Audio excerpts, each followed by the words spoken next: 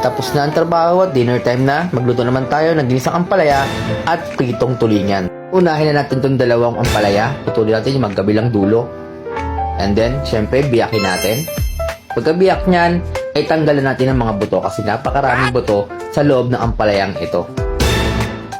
Tara, hiwain na natin to. Syempre, maliliit lang ang hiwa para at least maganda tingnan ang ating ampalaya.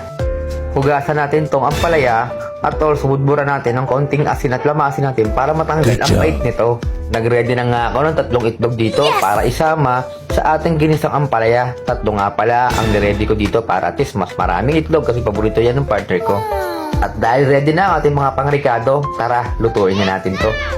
Ilagyan na natin ang kawali at syempre gisahin na natin muna ang kamatis. Pagkatapos, isabay na natin ang bawang at sibuyas. Naglagay rin pala ako dito mga kasipag ng konting bacon. And then also, ilagay na natin ng ampalaya. Kalahating magic sarap para sa pampalasa at konting asin. At syempre, lagyan natin ng tubig galing sa Adus River. Lagay na rin natin yung 3 parasong itlog at halu-haluin lang natin yan. Noon, nagprito na rin pala ako ng isang malaking tulingan para sa amin. Eto na yung finished product mga kasipag. Tara, kain. Pero bago yun, huwag kalimutang follow and share sa aking page. Let's go!